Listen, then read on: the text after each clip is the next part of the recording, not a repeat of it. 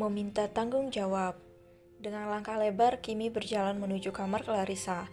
Sejak tadi dia mencari keberadaan Lepi, dan kata pelayan dia sedang berada di kamar saudarinya itu.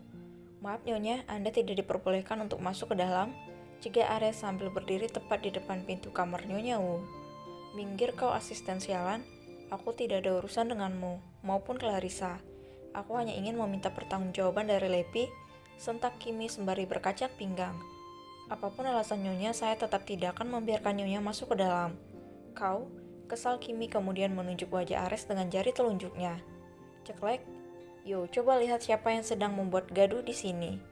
Reinhard dengan cepat segera membungkam mulut Lepi ketika melihat Nyonya Kimi yang sedang menatap penuh amarah ke arah mereka. Dia berusaha agar kekasihnya ini tak lagi menambah masalah setelah menyerang Pulgi dengan jurus nyeleneh yang dimilikinya. Geram Lepi sambil berusaha melepaskan tangan Reinhard dari mulutnya. "Diamlah, aku tidak mau Nyonya Clarissa berpikir lain tentangmu sayang, jadi tolong jangan mencari masalah lagi dengan Nyonya Kimi, oke?" Bisik Reinhard membujuk Lepi agar mau patuh padanya.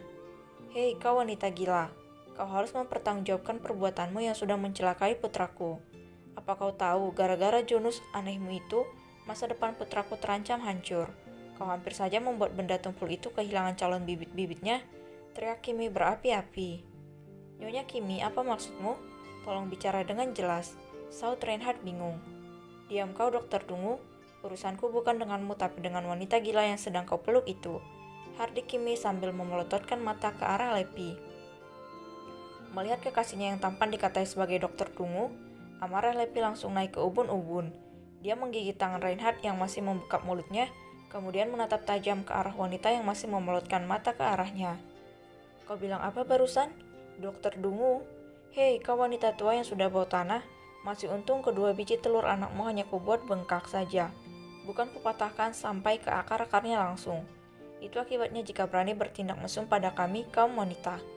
Cih, dipikir tampang anakmu itu setampan apa ha? Sampai berani melecehkan Elia. Minta dia untuk berkaca di depan cermin sebelum mendekati saudaranya sendiri." Hina Lepi yang langsung membuat Kimi diam tak bersuara. "Asal kau tahu ya nenek tua, pria yang kau sebut Dokter Dugu ini masih jauh lebih sopan dalam menghargai wanita ketimbang putramu yang menjijikkan itu. Begitu tahu kalau Elia adalah pewaris tunggal dari harta kekayaan milik keluarga Wu, dia langsung melakukan pendekatan untuk mengambil hati Elia. Jangan kalian pikir aku tidak bisa membaca niat dan tujuan kalian sebenarnya ya. Dasar serakah. Memangnya kurang baik apa Nyonya Clarissa pada kalian selama ini? Sudah diberikan tempat tinggal dan makan gratis, kalian malah dengan tidak tahu malunya ingin menjerat Elia demi agar bisa mengalihkan hak kepewarisan atas nama kalian. Sadar tidak kalau kau dan putramu itu sudah bertingkah layaknya sampah yang tidak ada harganya. Dan satu hal lagi, beraninya mengatai kekasihku sebagai Dokter Dungu, kau itu sudah bosan hidup ya? Iya? Jawab." Kimi terperangah ketika niatnya dibaca begitu mudah oleh Lepi. Tak ingin ketahuan dan juga karena sudah kalah dalam berdebat, Kimi berniat pergi dari sana. Mentalnya sudah tidak sanggup lagi jika harus mendengar omelan wanita ini. Tapi baru saja dia berbalik, rambutnya tiba-tiba ditarik dengan sangat kuat ke belakang. Kimi yang tidak siap hampir saja jatuh terbangkang jika Ares tak menahan lengannya. "Siapa yang menarik rambutku?" teriak Kimi dengan sangat marah. "Aku?" Elia menatap datar ke arah bibinya. Ia dialah orang yang telah menarik rambutnya. Elia sengaja melakukan hal itu karena merasa sangat jengkel setelah Lepi mengatakan kalau bibi dan saudaranya itu berniat mendekatinya hanya karena harta. Elia lagi-lagi harus merasakan sakit akibat kearoganan seseorang yang haus akan kemewahan. Dia muak dan hatinya merasa terbakar, memaksanya untuk bersikap sedikit kasar pada bibinya meskipun mereka belum lama saling bertemu. "Elia sayang, kenapa kau bersikap kasar seperti ini? Bibi salah apa padamu?" tanya Kimi melembut ketika berhadapan dengan kunci kekayaannya. "Banyak," jawab Elia singkat. "Aku sangat membenci orang-orang yang tega menyakiti anggota keluarganya sendiri hanya demi sebuah kekayaan. Sudah cukup apa yang aku alami selama ini. Kenapa Bibi tega menambah deretan luka di hidupku? Kenapa kalian suka sekali membuat aku hidup merana? Memangnya kesalahan apa yang sudah kuperbuat sampai Bibi dan Pulgi tega melakukan hal ini padaku? Aku sudah menikah, Bi. Kenapa Pulgi ingin merusak kebahagiaanku? Kita bahkan baru kemarin saling mengenal. Bisa-bisanya kalian mempunyai pikiran sepicik ini untuk menghancurkan rumah tanggaku. Kalian jahat, kalian tidak punya hati. Jahat." Reinhard, Lepi, Kimi, Ares, dan juga Clarissa yang baru datang menatap tak percaya ketika Elia mengeluarkan semua unek-uneknya. Sedangkan Gabrieli, pria itu hanya berdiri menyender sambil melipat tangan di dada. Dia suka melihat istrinya bisa menumpahkan seluruh perasaan yang dia pendam. Juga merasa lega karena istrinya tidak lemah akan serangan dari para musuh yang Gabrieli yakini akan semakin banyak bermunculan. Elia, Bibi, apa? Bibi pasti ingin mengelak dari tuduhan yang aku lontarkan, bukan? Mengelaklah jika Bibi sanggup, potong Elia cepat. Kimi menelan ludah, dia maju selangkah agar bisa meraih tangan si kunci harta karun. Tapi sayang langkahnya itu langsung dihadang oleh Lepi membuatnya memilih untuk mundur perlahan-lahan. Sayang, Pulgi melakukan hal itu hanya karena ingin lebih akrab saja denganmu. Tak sedikit pun ada niat di hatinya untuk merusak rumah tanggamu dengan Gabrieli. Sungguh? Oh ya? Cibir Elia. Kimi mengangguk yakin, memelukku, menarik lenganku lalu menatapku penuh rasa lapar. Apa seperti itu bisa disebut dengan istilah mengakrabkan diri? Bibi Kimi, aku tahu kau tidak bodoh. Aku ini sudah besar. Bukan lagi anak berusia 5 tahun yang bisa dengan mudah kau bohongi.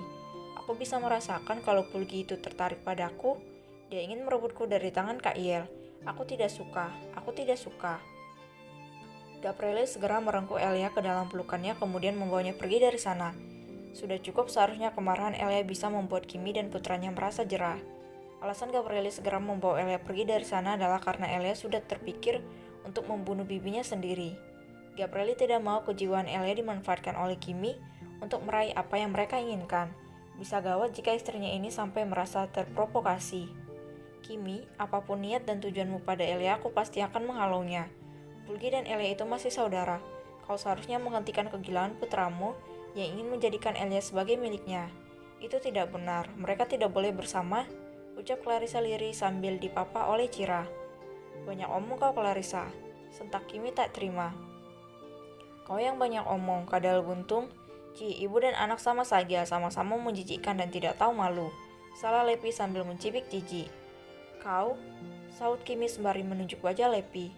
Kau apa Turunkan jarimu sekarang, atau aku akan membuatnya menjadi keriting seperti mie rebus. Tahu tidak, selain jurus tapak dewa, aku masih memiliki ribuan jurus lain yang tak kalah ampuh seperti yang diterima oleh putramu. Aku tidak keberatan jika harus membagi jurus itu padamu sekarang juga. Ancam Lepi kemudian menyaringnya lebar. Mendengar ancaman yang membuat bulu kuduk berdiri membuat Kimi segera mengambil langkah 1000. Kalau milik putranya saja bisa diserang dengan sangat mudah oleh Lepi, tidak menutup kemungkinan kalau dadanya lah yang akan menjadi bahan percobaan dari jurus-jurus nyelenehnya itu. Bisa pecah silikon yang dia tanam di dadanya jika Lepi benar-benar melakukan apa yang dia katakan. Kimi akan sangat malu pada semua teman sosialitanya nanti. Baru begitu saja sudah kabur. Dasar serigala loreng, gerutu Lepi. Clarissa menghela napas dalam, dia lalu mengajak semua orang